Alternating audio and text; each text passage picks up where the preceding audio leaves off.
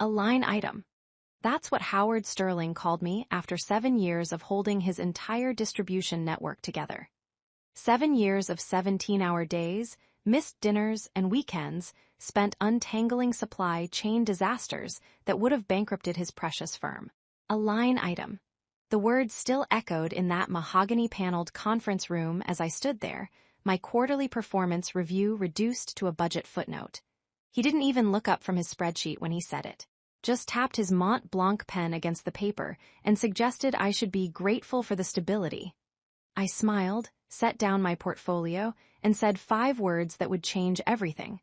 Let's benchmark that, shall we? Welcome to the Payback Office channel, where workplace injustice doesn't get the last word. I'm sharing real stories about people who refuse to be underestimated, who turn their expertise into leverage, and who proved that respect isn't a perk, it's a requirement. These aren't fairy tales. They're strategic exits, calculated moves, and the kind of professional reckonings that remind us all why competence matters. Before we dive into what happened next, if you appreciate stories about professionals who know their worth and aren't afraid to demonstrate it, hitting that subscribe button helps us reach 8,000 subscribers. We're building a community that understands the difference between loyalty and being taken for granted. No pressure, just an invitation to be part of something that values what you bring to the table. My name is Diana Rothschild, and for 7 years, I was the Senior Director of Logistics Operations at Sterling & Associates, one of the top supply chain consulting firms in the Northeast. People assume that growing up with advantages means you can't understand struggle, but my parents taught me something wealth can't buy.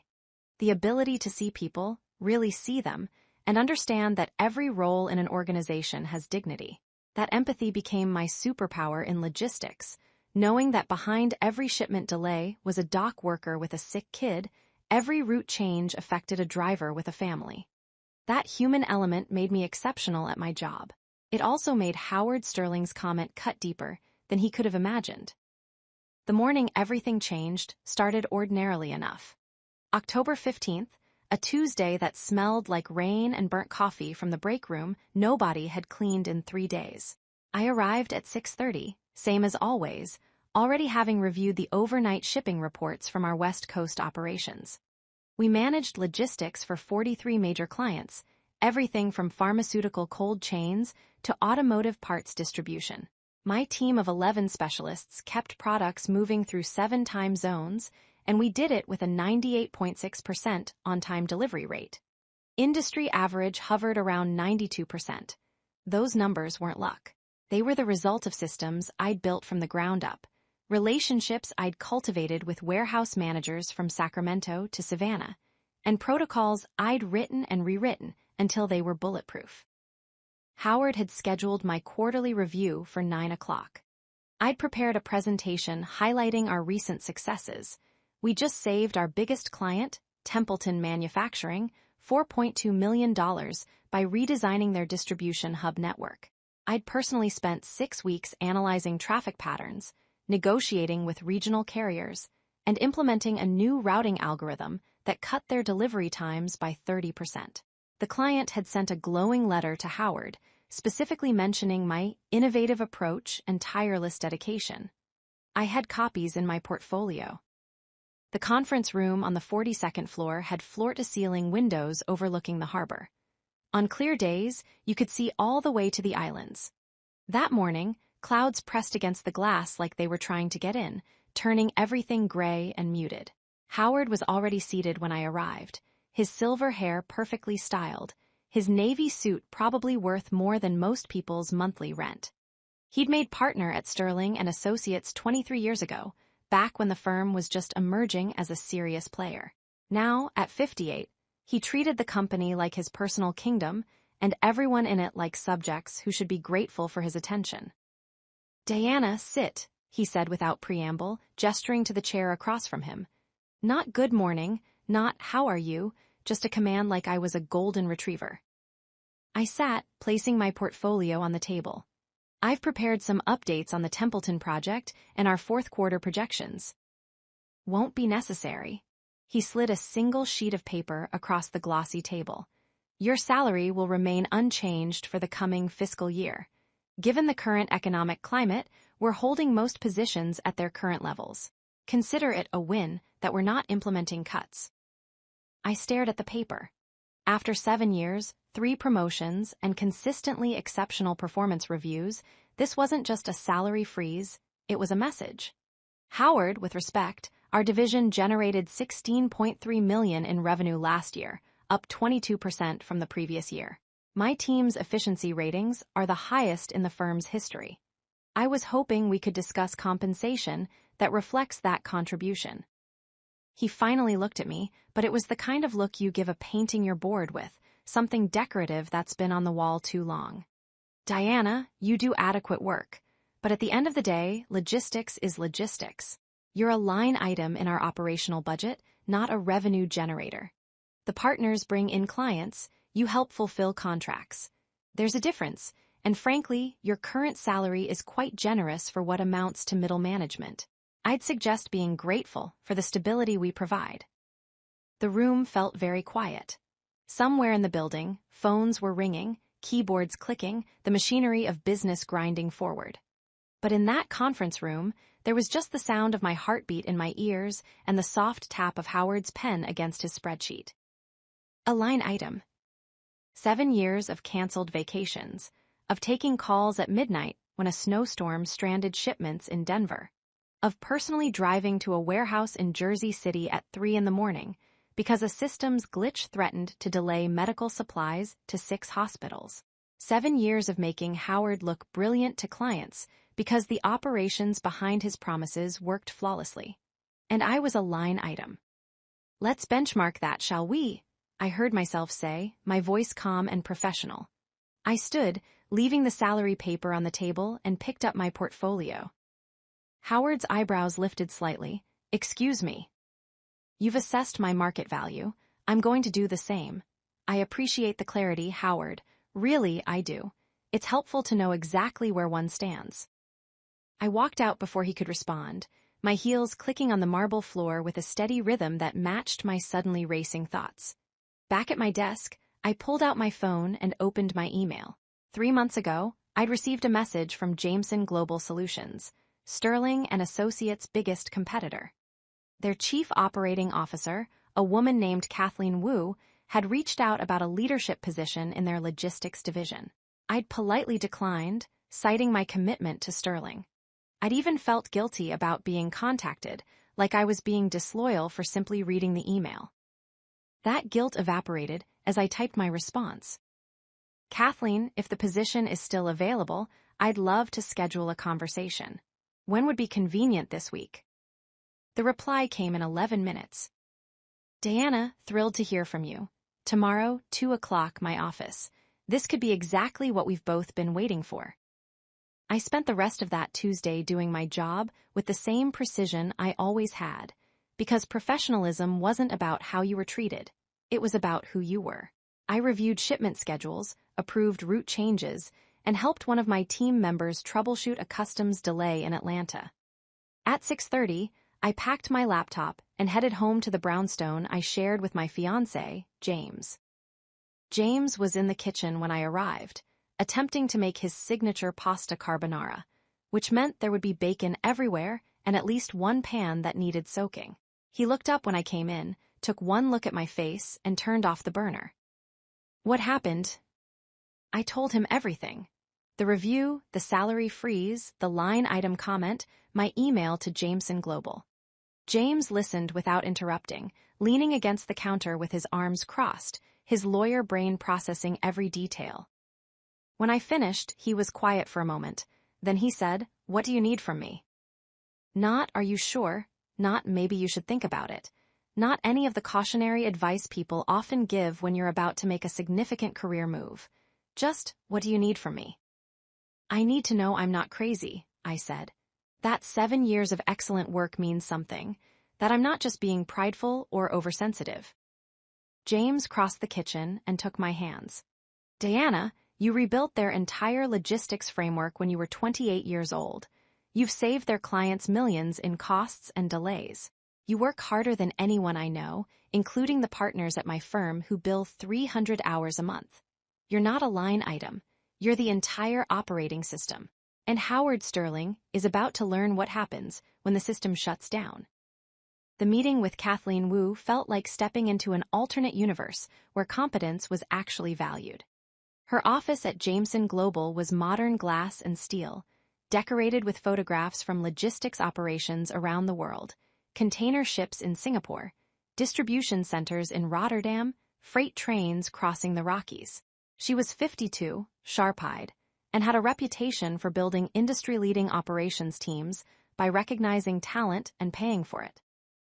"I'll be direct," Kathleen said after we'd exchanged pleasantries. "We've been watching your work for 3 years. The Templeton manufacturing redesign was brilliant. The way you handled the pharmaceutical cold chain disruption during those power outages last winter showed crisis management at the highest level. We want someone who can elevate our entire logistics division, someone who understands that supply chain excellence is what separates good firms from dominant ones. I think you're that person." She slid a folder across her desk. Inside was an offer letter for the position of Vice President of Logistics Operations, 2 levels above my current title at Sterling. The salary was 43% higher than what I currently made, with performance bonuses that could add another 20%. Full benefits, 4 weeks vacation, and a relocation budget if needed, though Jameson's offices were only 8 blocks from Sterling's building. "I need to be transparent," I said, my heart hammering. "If I join Jameson, I'll be bringing knowledge of Sterling's operational systems, client relationships, and strategic approaches. I won't share proprietary client data. That would be unethical and illegal. But I know how they work, what makes them successful, and where their vulnerabilities are. That knowledge will inevitably inform how I build your logistics division." Kathleen nodded. "I would expect nothing less. We're not asking you to steal trade secrets, Diana. We're asking you to bring your expertise, your leadership, and your vision. What you've learned at Sterling belongs to you. It's your professional development, your experience. Use it to make us better." I thought about Howard's face when he called me a line item. I thought about 7 years of being undervalued while making other people successful. I thought about every late night, every solved crisis, every innovation I'd brought to a firm that saw me as middle management. "I'll need to give 2 weeks' notice," I said. "Absolutely. We'll plan for a start date of November 1st. Welcome to Jameson Global, Diana." We shook hands, and I felt something shift in my chest. Not revenge, not even satisfaction yet, just a quiet certainty that I'd made the right decision. My resignation letter was 3 paragraphs, professional and devoid of emotion. I thanked Sterling and Associates for the opportunity, cited a new direction in my career, and offered to assist with transition planning during my notice period. I sent it to Howard at 8:43 the next morning, copied to Human Resources. He showed up at my desk 17 minutes later. "What is this?" He held his phone up, displaying my resignation email. "It's my resignation, Howard. As stated, my last day will be October 29th. I'm happy to document processes and help transition my responsibilities." His face was reddening, a vein becoming visible near his temple. "You can't just leave. You have contracts to manage, systems that only you understand. This is completely unprofessional." The irony of Howard Sterling lecturing me about professionalism while literally shouting in an open office was almost beautiful. Around us, colleagues were studiously pretending not to listen while absolutely listening. "I'm giving 2 weeks' notice, which is standard and professional," I said calmly. "I'll ensure everything is documented. My team is excellent. They know the systems as well as I do." "Where are you going?" It came out almost like a demand. "That's not something I'm required to disclose." Howard's jaw tightened. "If you're going to a competitor, there will be legal implications, non-compete clauses, intellectual property concerns." "I've reviewed my employment contract thoroughly, Howard. There's no non-compete clause in my agreement. I helped negotiate that when I was promoted to senior director, remember. And I won't be sharing any proprietary client information. I'm simply taking another position in my field." He stared at me like he was seeing someone he'd never met before, which in a way, he was. For 7 years, he'd seen a competent employee who did what was asked. He'd never bothered to look deeper, to recognize the strategic thinking, the leadership capability, the sheer scope of what I actually did. "This is a mistake," he said finally. "You're making an emotional decision based on one conversation. I can talk to the compensation committee." "I appreciate that, but my decision is final. Now, if you'll excuse me, I have shipment reports to review." I turned back to my computer, dismissing him in my own workspace. After a long moment, he walked away. The next 2 weeks were fascinating. Word spread through Sterling and Associates that I was leaving, and the reactions sorted people into categories I should have noticed years ago. My team was devastated. 3 of them cried during our one-on-one meetings. They understood that I'd been the buffer between them and upper management, the person who fought for resources, defended their decisions, and made sure they got credit for their work. The other directors were quietly supportive, a few admitting they'd been expecting me to leave for years, shocked I'd stayed as long as I had. But management panicked, and that panic revealed something I hadn't fully grasped. I wasn't just managing logistics. I was the logistics. The systems, the relationships, the institutional knowledge, it all ran through me because I'd built it that way, not out of ego, but because I'd never had adequate support or resources. Howard called a meeting with me and 2 other partners on my 4th-to-last day. They offered a 10% raise and a revised title. I declined politely. They looked genuinely confused that money wasn't fixing the problem, that you can't repair professional respect with a belated salary adjustment. My last day was October 29th, a Friday. I'd spent 2 weeks documenting everything I could, training my team on processes and organizing files. I left my desk clean, my passwords with human resources, and my security badge with reception. Several colleagues took me to lunch, a bittersweet meal where people kept saying the firm wouldn't be the same without me. They meant it kindly, but they had no idea how true it was. James took me to dinner that night at our favorite restaurant overlooking the water. "How does it feel?" he asked, raising his wine glass. "Like jumping off a cliff," I admitted. A cliff I carefully surveyed, with a parachute I personally packed, but still a cliff. "Here's to the jump," he said, "and to watching what happens when they realize you were the parachute." I started at Jameson Global the following Monday. Kathleen had assembled a logistics team of 18 people, all competent but lacking cohesive direction. They'd been operating like separate units, freight specialists, warehouse coordinators, route planners, without integrated systems. It was like walking into a room full of talented musicians who'd never played together before.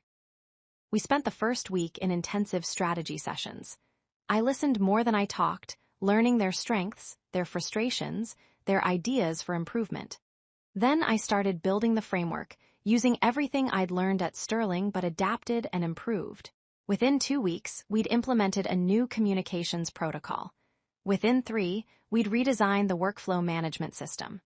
Within 4, our efficiency metrics had improved by 12%. Kathleen checked in regularly, but she wasn't micromanaging, she was supporting. "What do you need?" she'd ask, and then she'd actually provide it. More software licenses, better equipment, approval to hire 2 additional specialists. It was like operating with a full tank instead of fumes.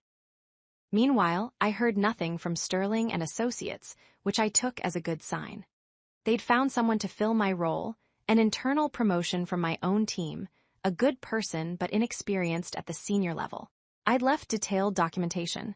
They'd be fine. Or so I thought. The first sign of trouble came 6 weeks after I'd left. I was working late at Jameson, reviewing a proposal for a new client, when my phone buzzed with a text from one of my former team members, a logistics coordinator named Amanda.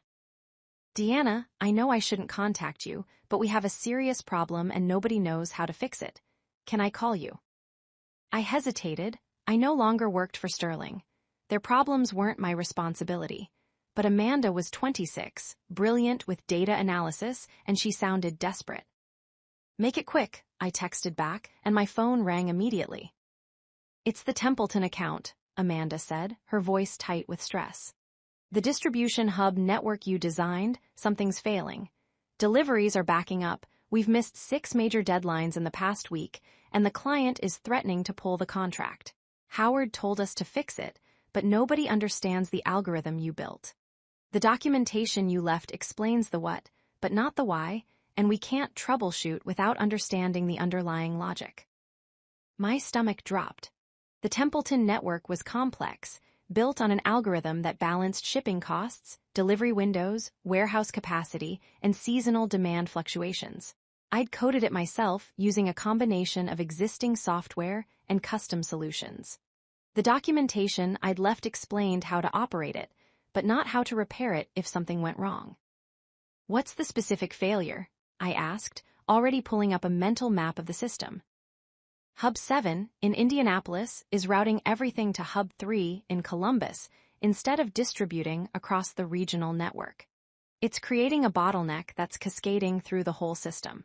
We've tried manually overriding it, but that's causing shipments to miss connections. It's like trying to fix a watch with a hammer. Hub 7, Indianapolis. I knew exactly what had happened. There was a dependent variable in the routing code that required quarterly updates based on fuel cost fluctuations and highway traffic pattern changes. It was in the documentation, but you had to understand how the pieces connected to know where to look.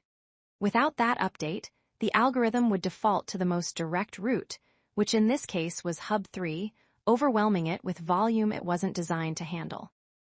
Amanda, I said carefully, I don't work for Sterling anymore. I can't just fix your systems. I know, and I'm sorry for even asking.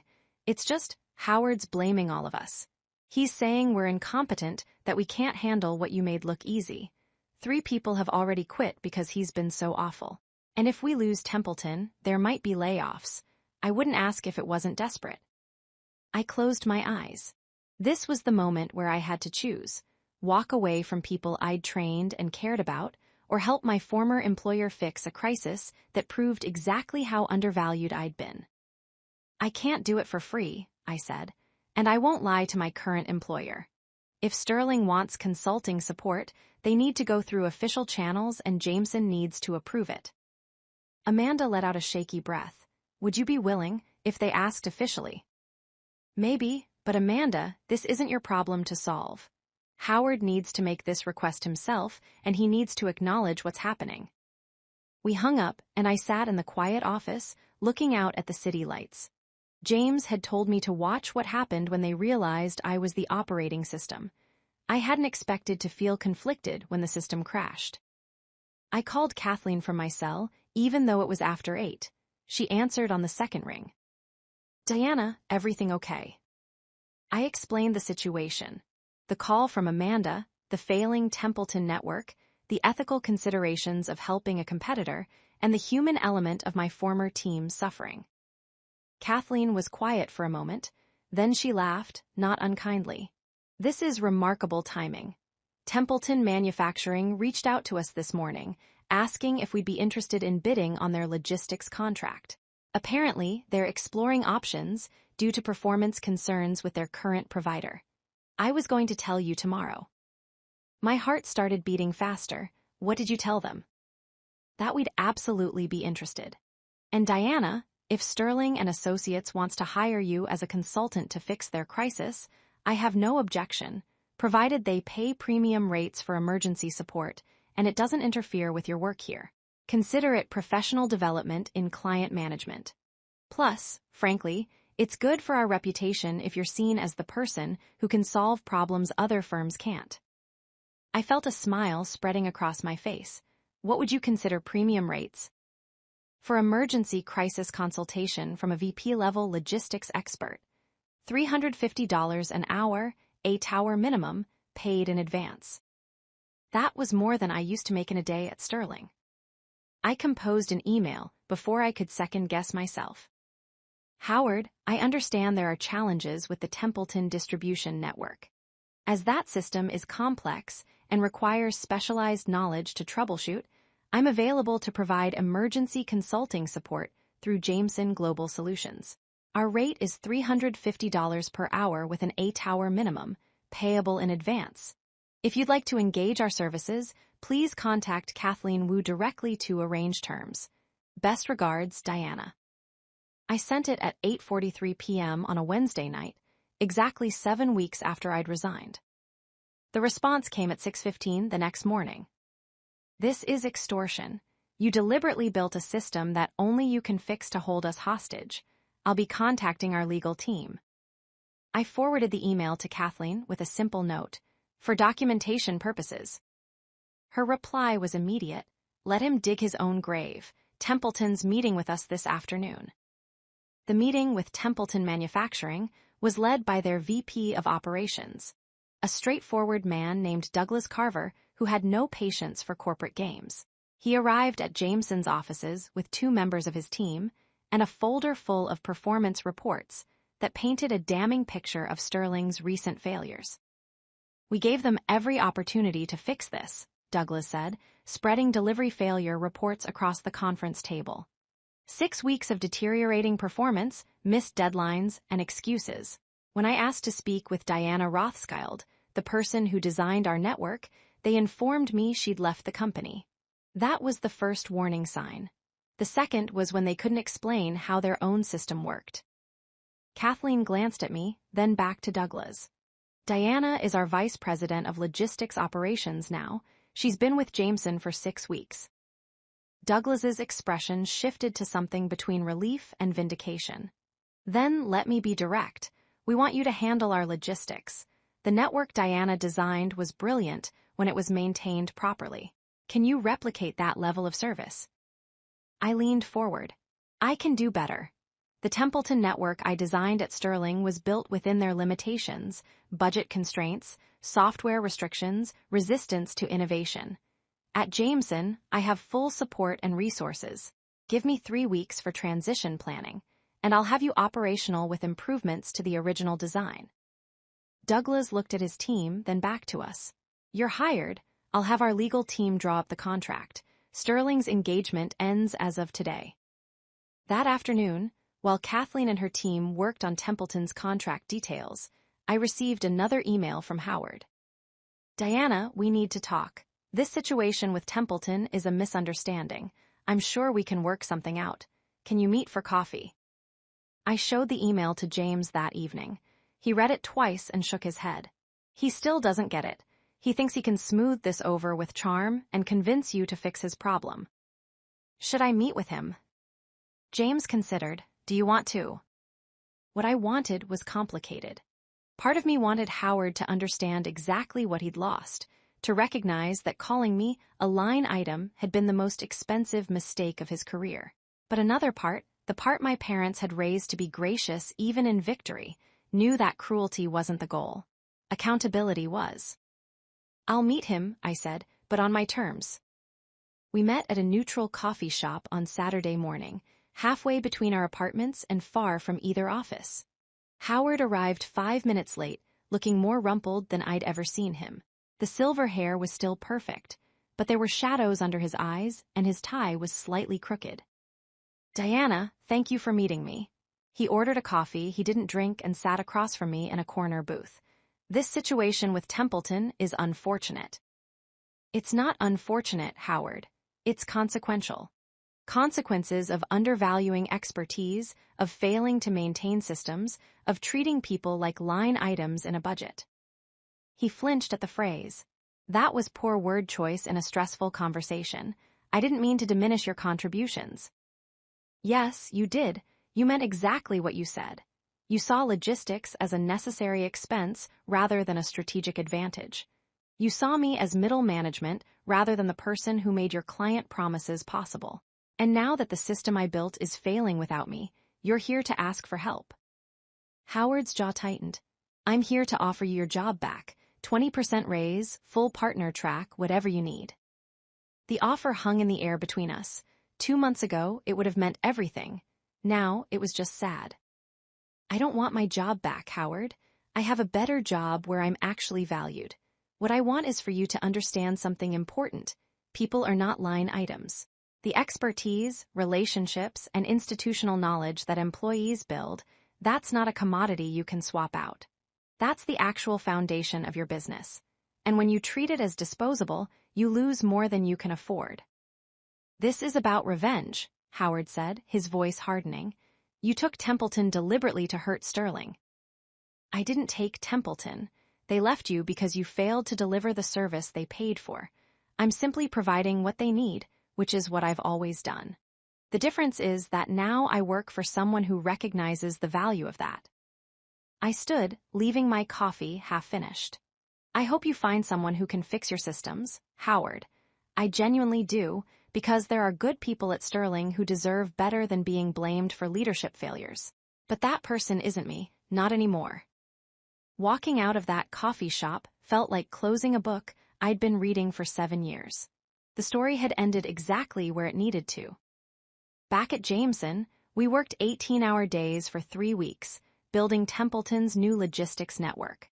I brought in specialists, consulted with warehouse managers across their distribution footprint, and designed a system that was 30% more efficient than what they'd had before.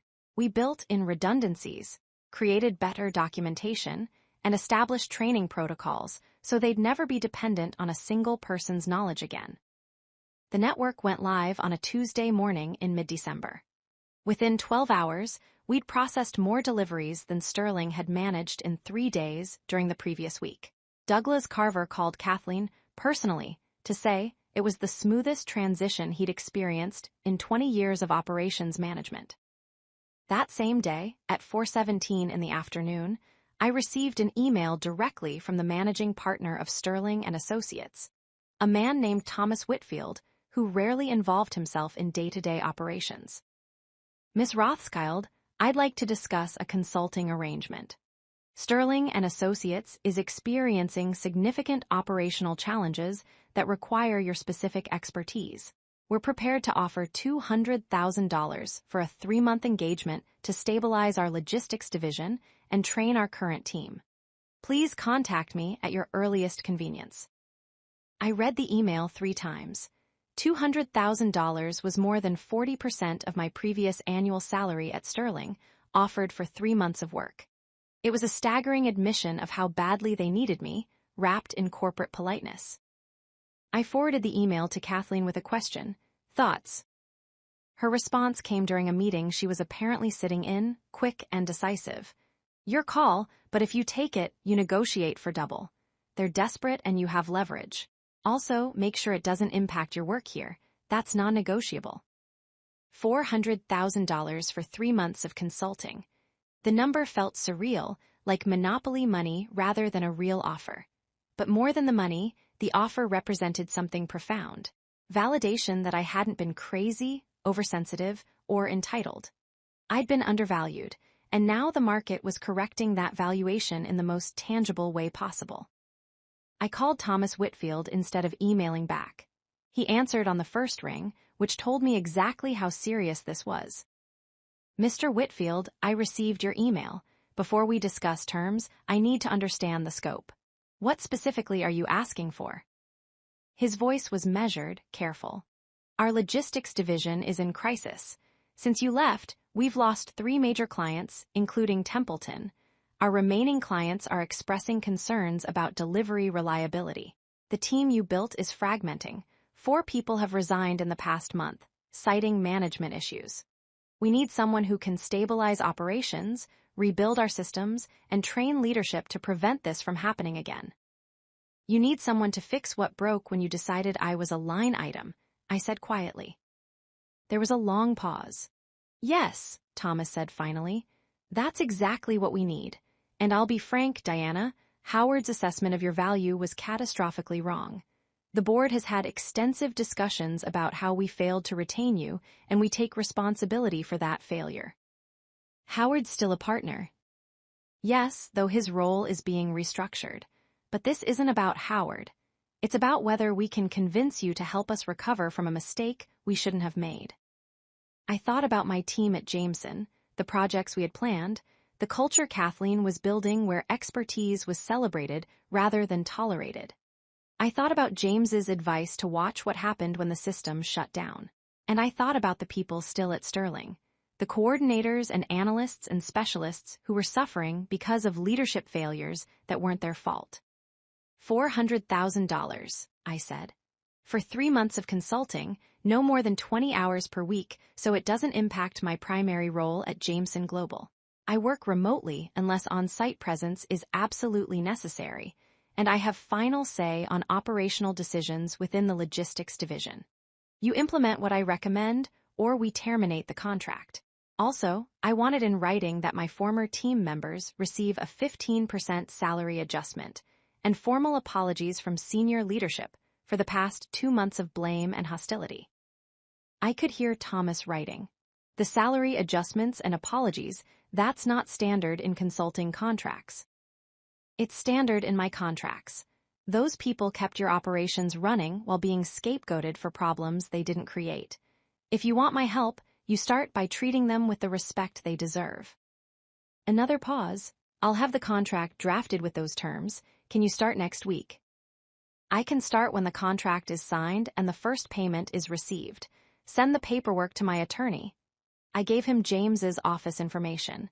He'll review and we'll proceed from there. We hung up and I sat very still in my office, watching the winter afternoon fade into early darkness. Somewhere in the city, Howard Sterling was learning that treating people as disposable had consequences. Somewhere else, my former team was about to receive apologies and raises they should have had months ago.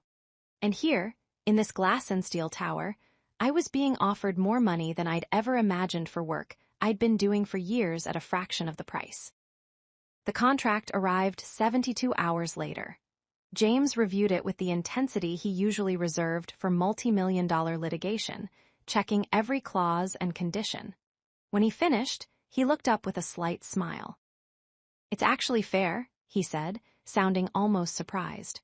"They met every term you requested. The salary adjustments for your former team are guaranteed regardless of whether you complete the full 3 months. There's even a clause requiring a formal review of management practices within the logistics division. They're taking this seriously." "Should I do it?" I asked. He set down the contract. "That's not a legal question, that's a personal one. What do you want to accomplish?" What did I want? Not revenge. That was too simple, too bitter. What I wanted was for the system to work the way it should, where competence was recognized, where people were valued, where someone couldn't spend 7 years building something important and be dismissed as a line item. I wanted to prove that you could stand up for yourself and still be professional, that knowing your worth wasn't arrogance, it was necessity. "I want to fix what's broken and make sure it doesn't break the same way again," I said. "Then do it," James said. "But do it on your terms, and don't forget that you don't owe them your soul. You owe them excellent work in exchange for excellent payment. That's the contract." I signed that evening and emailed it back. The first payment hit my account 2 days later, and I started consulting for Sterling and Associates on a gray Monday in January, exactly 3 months after I'd walked out of their offices for the last time. Working with Sterling as a consultant was disorienting, like visiting a house you used to live in and finding all the furniture rearranged. I had access to their systems, but not an office.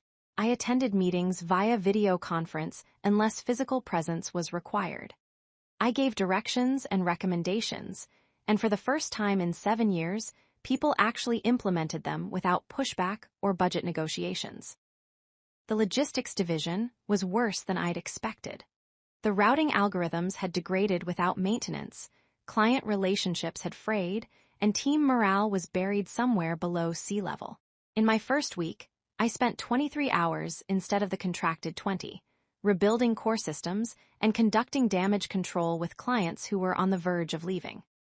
My second week, I required Howard Sterling to attend a meeting with me and the entire logistics team. He arrived looking defensive, his shoulders tight and his expression carefully neutral. "Howard, you're here because this team needs to hear something directly from leadership," I said, my voice calm but firm. "They need to hear that the past 3 months of failures were not their fault, that they were set up to fail by inadequate support and misplaced blame. They need to hear an apology and a commitment to do better." The conference room was silent. 15 faces watched Howard, some angry, some hopeful, all exhausted. To his credit, Howard didn't deflect. He looked around the table, making eye contact with people he'd berated and blamed, and said, "I owe all of you an apology. When Diana left, I didn't appreciate the scope of what she'd been managing. Instead of providing you with support and resources, I expected you to simply replace her expertise overnight. When that didn't happen, I blamed you instead of recognizing the leadership failure. That was wrong. You've been working under impossible conditions, and you deserved better. It wasn't eloquent, but it was honest. I saw shoulders relax slightly, saw Amanda wipe at her eyes. Going forward, I continued, we're going to rebuild these systems properly. That means adequate training, clear documentation, and appropriate staffing levels. It also means that leadership, I looked directly at Howard, will actually listen when you identify problems instead of dismissing operational concerns as complaints. We spent 6 hours that day mapping out what a functional logistics division should look like. I documented everything, created training modules, and established protocols for system maintenance. I also recommended that Sterling hire 2 additional senior specialists and promote Amanda to a coordinator leadership role with appropriate compensation. By week 8 of my consulting contract, Sterling's logistics division had stabilized. Client deliveries were back to 95% on-time rates. The team had stopped hemorrhaging talent. 2 clients who'd left had actually returned, citing improved communication and reliability. Thomas Whitfield called me personally. Diana, the transformation is remarkable. The board is extremely pleased. We'd like to extend your contract for another 3 months at the same terms, and we'd also like to discuss the possibility of you returning to Sterling in an executive role. We're talking about a position at the partner level, with full equity stake and decision-making authority. It was the offer I might have dreamed about 3 years ago, validation and power, and a seat at the table where decisions were made. But standing in my office at Jameson Global, looking at the photographs Kathleen had hung of logistics operations around the world, I realized something. I didn't want to go backward, even to a better version of where I'd been. Thomas, I appreciate the offer, but I'm not interested in returning to Sterling in any permanent capacity. I'm happy to complete this contract, and I'll certainly consider future consulting engagements if needed. But my career is at Jameson now. Can I ask why? His voice was genuinely curious, not offended. Because Jameson valued me from the beginning, they didn't need a crisis to recognize what I could contribute. That kind of environment, where you're supported before things break rather than after, that's where I want to build my career. He was quiet for a moment. That's fair, and honestly, it's a lesson we needed to learn. I hope the next time we find someone with your capabilities, we're smart enough to keep them. I finished my consulting contract with Sterling and Associates in mid-March, exactly 3 months after I'd started. I left them with functioning systems, trained leadership, and a detailed operational manual that should prevent the same catastrophic failures.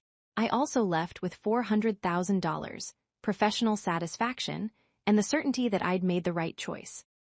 The night I completed my last consulting session with Sterling, James took me to the same restaurant where we'd celebrated my leap into Jameson Global. But this time, the cliff I'd jumped off months ago felt less like a terrifying drop and more like the necessary distance I'd needed to see clearly. So, James said, raising his wine glass, how does it feel to be the person who fixed the company that broke itself losing you? I considered the question. Satisfying, but not in the way I expected. I thought proving them wrong would feel triumphant, like winning something, but mostly it feels like setting the record straight.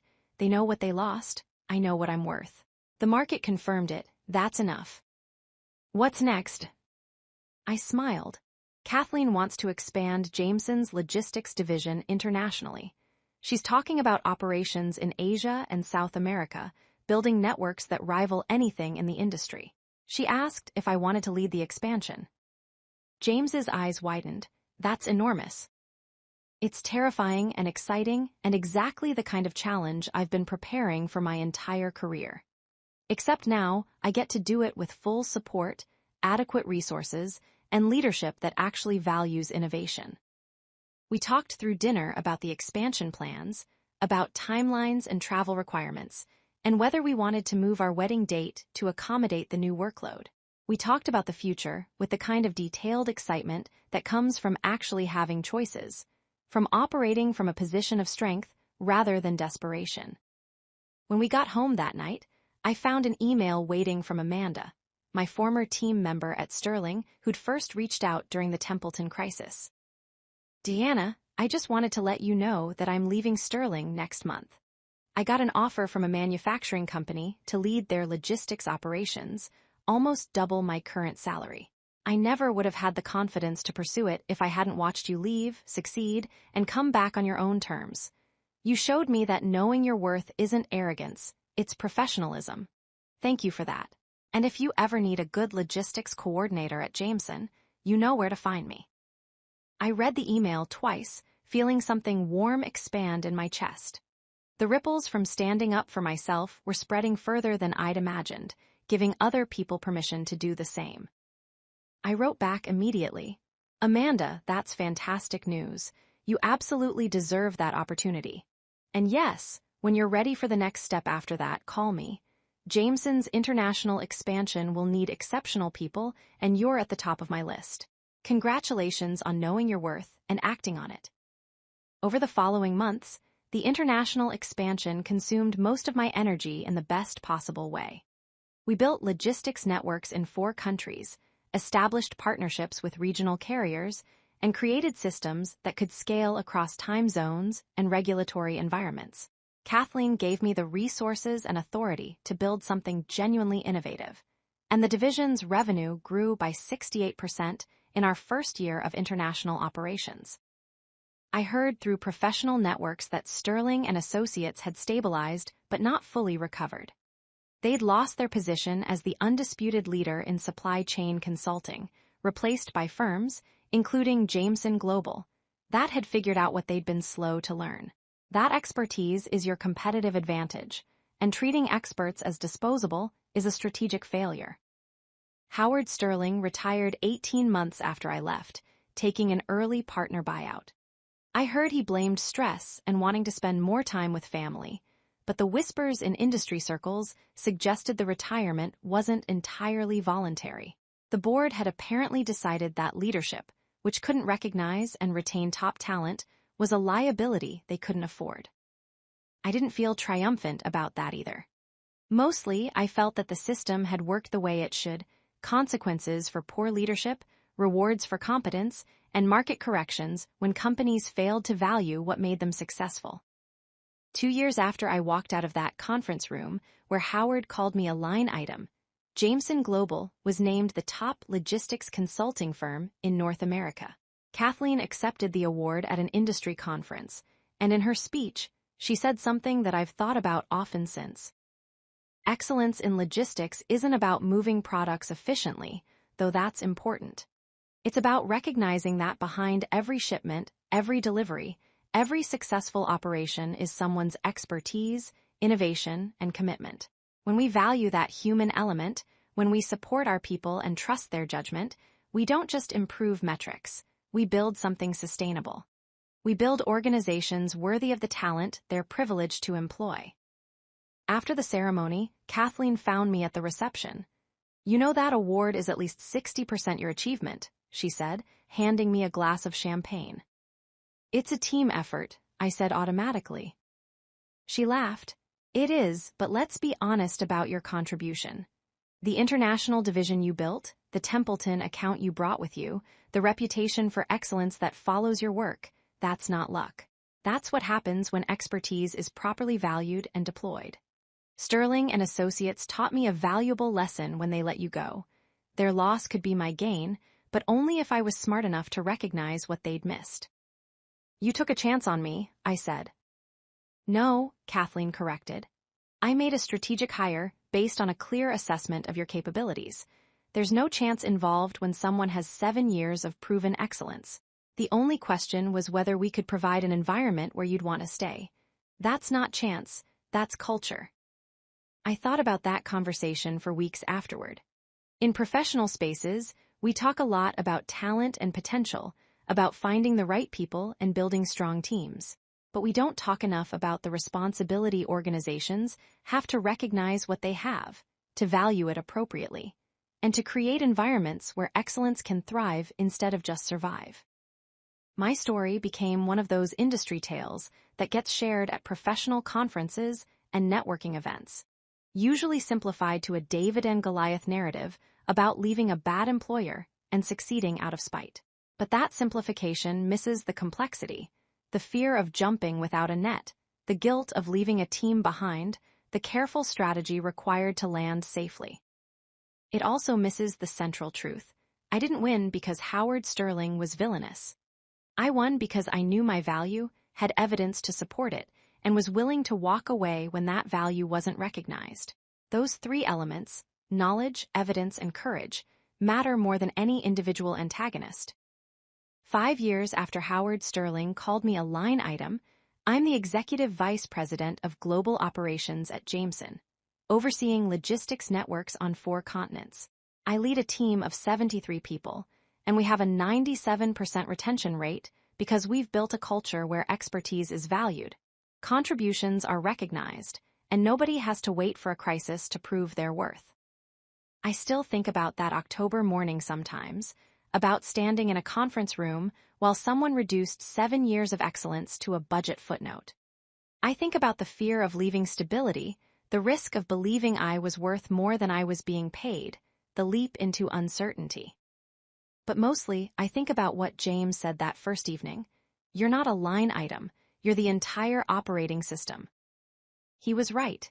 And when Sterling and Associates finally realized it, the cost of that recognition was exactly what it should have been, significant, undeniable, and entirely their own fault. The best revenge isn't cruelty or sabotage. It's competence, strategically deployed in an environment that deserves it. It's building something better than what you left behind. It's proving through your success that their failure to see you was their loss, not your limitation. Howard Sterling taught me something valuable, though not what he intended. That being undervalued is information, not identity. What someone else thinks you're worth has no bearing on your actual value. The market will correct their assessment if you're brave enough to test it. So when I'm asked to speak to early career professionals about navigating workplace challenges, I tell them this: document your achievements. Build relationships in your industry. Know your worth with evidence, not just feeling. And when someone treats you like a line item in their budget, believe them about who they are. Then show them who you are by walking toward something better. The door Howard closed when he dismissed my value opened into a career beyond what I'd imagined possible. Not because I was special or lucky, but because I was prepared and willing to bet on myself when someone else wouldn't. That's not a revenge story, that's a valuation correction. And in the end, the market always corrects itself if you give it the chance. If you've stayed with me through this entire story, thank you. If it resonated with you, if you've ever felt undervalued or dismissed, if you're wondering whether you should stay patient or start preparing your exit, I hope this gave you something useful. Consider subscribing if these stories matter to you. If you believe that how we treat people in professional spaces reflects who we are, and if you want to be part of a community that values competence over compliance. We're building something here that recognizes your worth, and I'd be honored if you joined us. Until next time, know your value, document your excellence, and never let anyone reduce you to a line item in their budget. You're worth so much more than that.